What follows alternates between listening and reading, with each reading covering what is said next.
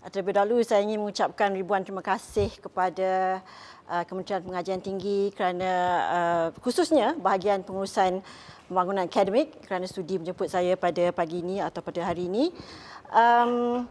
Dan saya juga sebelum saya mulakan, saya juga ingin minta izin lah sebenarnya ya, minta izin untuk meneruskan pembentangan saya di dalam bahasa Inggeris kerana saya bahan-bahan yang saya ada memang telah disediakan dalam bahasa Inggeris ya, tak sempat nak terjemah. I hope there are no violent objections. Tak ada ya? Okay. Alright. It seems to me I've got a few challenges today. Yeah. Firstly, when Tan Sri this morning said that, you know, how are we going to produce thinking engineers? Yeah. So that, you know, became a challenge to me, and I hope I can help to clarify on that a little bit today. And also a big challenge just now from Professor Dr. Chattar, who, with his captivating presentation skills, yeah, so it's giving me a big challenge as well. Yeah? But nonetheless, I would like to just to let you know, when I received the invitation letter from the Kementerian Pengajian Tinggi, it says that we are supposed to focus on two things during this seminar. The first item is on best practices in teaching and learning, and the second is on student-centered learning. Yeah? I see Dr. Chattar has actually given the implicit, yeah, he explained student-centered learning implicitly, and I think what I'm about to do now is to be a little bit more explicit, because I'm a practitioner. Whether I'm teaching or I'm doing my consultancy, practicing engineering, I'm honestly a practitioner. I like to walk the talk, basically. Yeah? So, and also, when I was given the invitation letter, I was informed that we are to speak for 1 hour.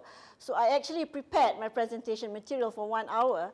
And then this morning when I came, there was a change in program. It has been shortened to half an hour.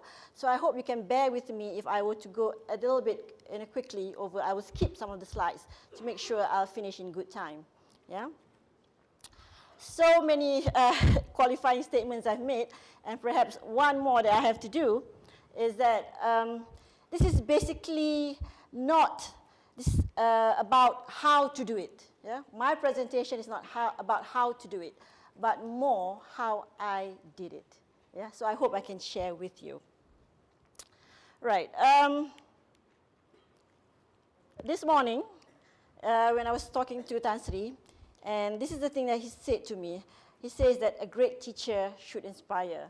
And I was so happy he said that to me, because this is actually one of the quotation that I like a lot, yeah, when I'm sharing it with others. Yeah? So it says here, a great teacher inspires, and I would like to aspire to inspire. Right. Again, when you talk about student-centered learning, it's not about me. It's not about us, even though I'm actually right in the middle, if you can see me there. Yeah? It's not about me. When you talk about student-centered learning, it's about them. It's about the students, right? Even though it may not be about me, but it definitely starts with me.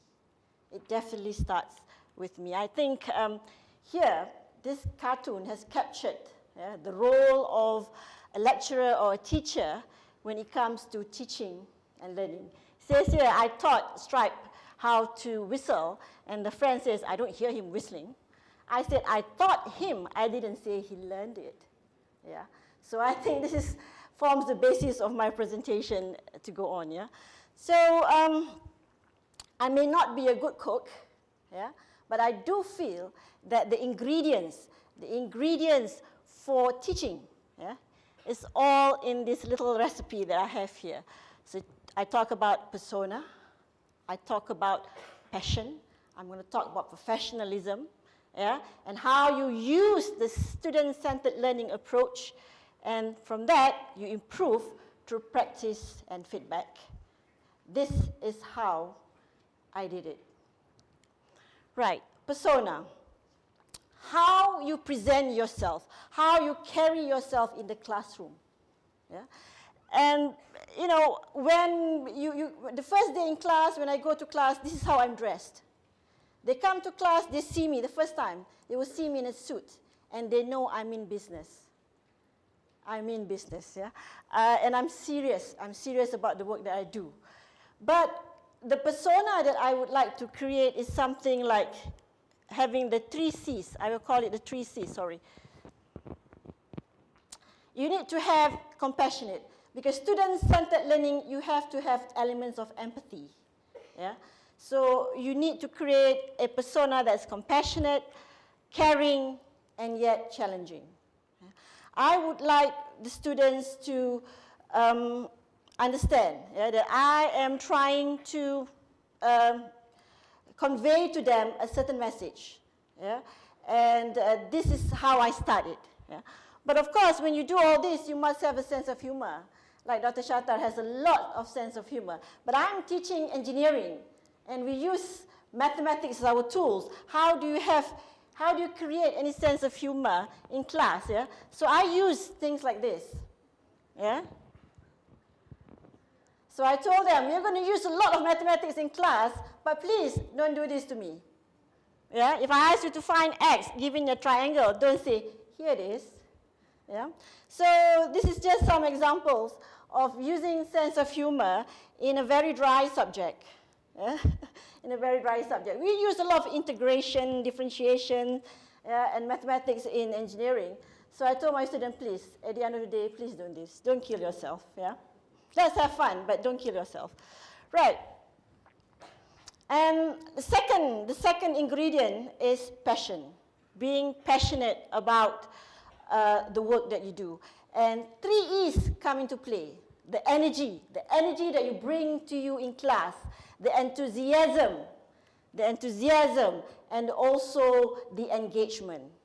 When you are engaged in the classroom, the students will also get engaged. Yeah? So if you have their buy-ins, if they believe in you, the rest would be a walk in the park. Yeah? They need to believe in you. So you need to have that persona, that passion. Yeah? And to me, another important aspect, or another important ingredient is being a professional. That is what I am. Yeah? It takes a lot of planning. It takes a lot of preparation. 4 months before the semester starts, I would already be thinking what I'm going to do in that class. Yeah, how am I going to conduct the class? How am I going to do the projects? How am I going to engage the students in the class? Because doing student-centered learning is about engaging the students. Yeah? And being a professional, you must be a subject matter expert. I don't think any of us will have that problem. But you need also to have the other knowledges, yeah, the peripheral knowledge, the teaching experience, teaching other subjects. Because at the end of the day, the students must understand that what they are learning is just part of a jigsaw puzzle. So that by the end of the 4th year, they will see, yeah, how their subject that you are teaching there relates to the other subject as a whole, right?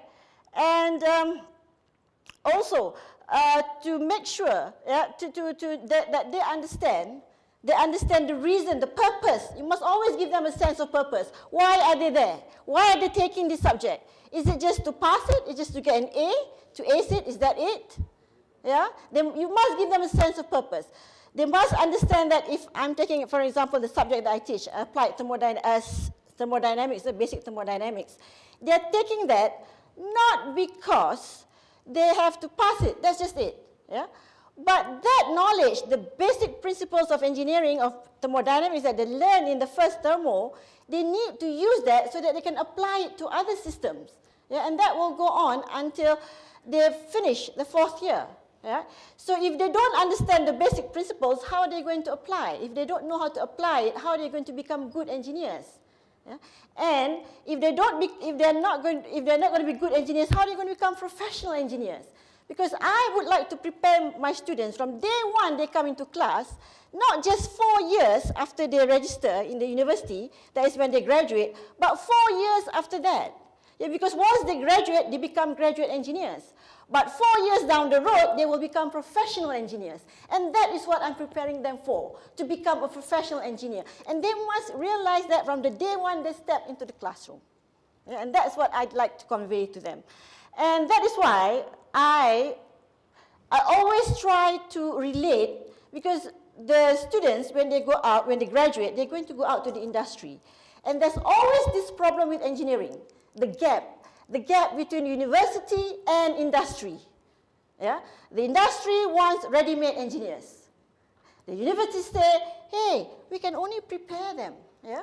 It is you, the responsibility is on the industry to transform these graduates into engineers. So there's always this gap. And this is how I see my role as a teacher in engineering, to bridge the gap between industry and between university. If I cannot bring the industry to the classroom, I will take my students out to the industry. That is what I do.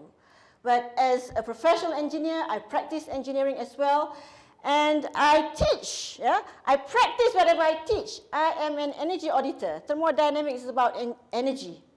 The first thing I do when I audit the energy in a plant, I would do the energy balance. So I practice exactly what I teach, yeah? And I teach what I practice. I bring back this data to the classroom. So the students use real data. The students use real data, right? And also research. Where do you have time to do research? But you need to do research because you do not, yeah? So that you can bring to your students more than what someone else wrote in a textbook. I can tell my students, look, when we are studying air conditioning or refrigeration or air conditioning in class, I can tell them, this building here, the ground floor, that lab is being run, the air conditioning system is run by the control panel that we designed in my research project. We had a science fund for 200,000 ringgit. For 2 years, we worked on it. Yeah? And in 2009, we completed it, the research project, and we actually applied for a patent. Yeah? So, and then after that, we applied to MTDC to get a grant for commercialization, and we obtained it. Recently, we received about 2 million ringgit of worth from MTDC, a grant worth of 2 million ringgit to commercialize this control panel that we have for this air conditioning system. And we've already started a spin-off company called E-Elements Technology. And I can tell this to my students, exactly. This is what you see in the classroom, the air conditioning system. This is what we did in our research, right here in this building. You know, that is how I try to interconnect all this, my consultancy work, my research work, my teaching of the other subjects, all together. And I believe that would enhance my students' learning process. Right? So talk about student-centered learning. I hope, I'm supposed to start with outcome at the very beginning, but never mind. I hope by the end of this presentation, you should be able to bring back with you, take home with you. I don't believe that you come to a seminar or workshop and not take home anything. So please, take home with you some ideas how you can assist you, that will assist you in implementing student-centered learning approaches, and specifically in my presentation on active learning and cooperative learning. Dr. Lee Ai Chu, I think later on will focus on project-based learning. Is that right? Okay. So these are some of the methods of student-centered learning approach. But really, as Professor Dr. Sata said, it's up to you. Use your innovation. Yeah? Use your creativity to create your own path. This is the first thing my students see in class. When they come to class, first day of class, this is what they see. We have a class motto, and that is think. Very simply, think. Yeah? And if they go to my website, this is also the first thing. They will not see my photograph. This is what they will see first, think. And this is, again, I think I was so happy when Dr. Tasri said, how can we produce thinking engineers? Okay, I don't really know how. I wouldn't say this is how to do it, but this is how I do it. Yeah. You will see in my presentation there are 3 ways to develop these thinking skills. Yeah?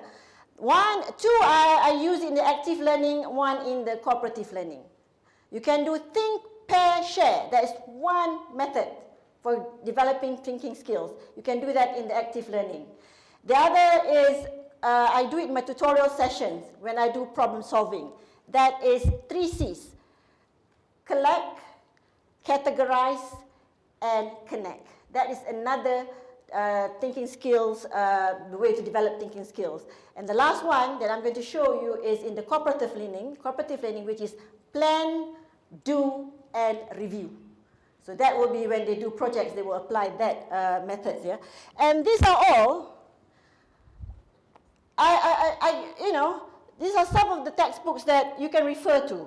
These are good textbooks on student-centered learning. I brought them with me today, and you can share this. Yeah, I've got another one. This one talks a lot about cooperative learning. Yeah? And this book, yeah, this elementary classroom management on student-centered approach, this talks about thinking skills, how to develop thinking skills. And the good thing about this is, I've been doing this for the past 26 years. And when I start reading all these books and journal papers and attending seminars by Professor Felders, and I realized, oh my God, whatever I've been doing has actually got a name. Yeah, it's called a rubric when you start assessing them. It's called active learning. It's called cooperative learning. I never knew that 17 or 20 years ago when I was doing it. So this is a good thing. At least now you have a name you can put to whatever you do. Right? So let's walk the talk real quick. I customize my lessons. Yeah, I customize my lessons. In fact, I choreograph my lectures. Before I go for my lecture, I say, okay, what am I going to do? How am I going to attract the attention? How am I going to deliver this message to them? How am I going to engage the student? I choreograph before I go to class. Yeah? And I'm going to give you an example of the subject that I teach. It's called thermodynamics. Is there any teacher in engineering here? Is there any teacher in engineering? Anybody teaching engineering here? Okay, good. Okay. So in my class for thermodynamics, I use active learning for my lectures and tutorials, and I use cooperative learning for group project, right? So for active learning, I use, being an engineer, we work a lot with models, yeah? So I use this 5-step model. This is my 5-step model in class, yeah, where I would like to, I have this objective of developing a culture of involvement through listening, yeah, writing, reading, discussing, and solving problems. I emphasize a lot on reading. I find that our students nowadays, they do not enjoy reading so much. So first thing in my class is reading. So if you go to the Faculty of Mechanical Engineering, you see any students with a very thick textbook running around, with that textbook sitting under the trees or at the chairs reading, that will probably be my students. Because I insist that they read. They read and read and read, and also writing. So can you imagine emphasizing reading and writing? Of course, in between that is thinking. You read, you think, you write in class. Very, very important. Right, so how do I do it? I call it a preview session for 5 minutes, FAQ. When I get text messages, when I get emails from the e-learning, I will look at what is common that they need to know more or they need to explain. I will start that first. The outcomes for the class that day, for the topic, and then I will go through the FAQ sessions, yeah, to address the concerns of the students. And then you'll start with a short lecture, 15 minutes lecture.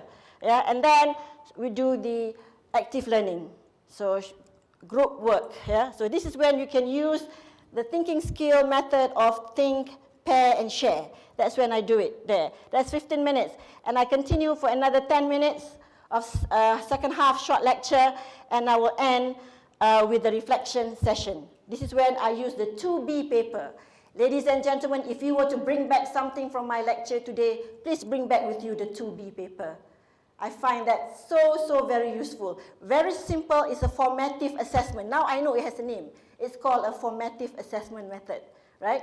But it's so simple, but yet so powerful. And it really works, the 2B paper, right? So all in, you have 15 minutes. That's all you have in the class anyway, right? And as I said, I choreograph my lecture. This is how I plan my lecture. Yeah? Week number 2, topic number 2, what do? I give short lectures and I prepare the active learning problem. What do the student do? This is the skill that the methods that I use to develop thinking skill. Think, pair, and share. Yeah? Because I usually have big classes. I have almost 60 to 70 students in my class. I have a big class. So to manage a big class is another challenge. And then what is the learning outcome that you want to address? Yeah? And then, of course, these are how I do the assessment. Yeah? So this is how I choreograph my class. For tutorial sessions, being engineers, we solve problems. Engineers solve problems. So we need to teach them how to solve problems, the techniques. Yeah? We don't solve the problem for them. I tell my students, this is some other famous quotes. Yeah? If you teach someone, if I teach you how to fish, if I give you a fish, you eat for one day. If I teach you how to fish, you will eat for a lifetime. So this is the basis of my tutorial sessions. So this is the part where I say I use the other thinking skills, developing thinking skill, which is collect. Yeah? Collect, categorize, and connect. So what do? They read. Yeah? They read first. They read and they collect information, extract information, yeah, from the problem. Read the problem first. Yeah? And then they categorize it. Which models do I use? Is this an open system or is this a closed system? Yeah? So which models to be used? And at the end, when they start analyzing, at the end, they will have to connect all this. Does the answer make sense? Why does the heat transfer result positive? Why is it negative? What does it mean? What does the negative mean? What does the positive mean? Is it realistic? Is it realistic to have, if I ask them to design a refrigerator to cool 6 watermelon and it costs them 100 ringgit a day? Does that make sense? I told them, if you give me that kind of answers, I will not employ you as an engineer, right? So they have to make sense of their answers. And as an engineering student, I told them numbers do not drop from the sky. There must be a reason, there must be a purpose, and you must explain this. And so I will tell them, when you come to my tutorial sessions, the funny thing is, put away your calculator first.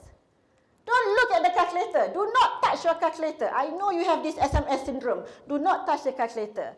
You set up your strategy first. Yeah? And then only at the end, at step number 7, that's when you touch your calculator. Almost at the end. Yeah? All right, that is how I use the active learning. Yeah? And now for cooperative learning, this is, I would say, my specialty. I like to do cooperative learning because engineers never work alone. Engineers work in a team. And most of the time, you don't have a choice to choose your team members when you work in a project, right? So, team formation. I do not let the student choose their own groups. I would choose the group for them. This is how I facilitate the cooperative learning. Only at the very beginning. Only at the very beginning. After that, you start empowering the students with responsibilities.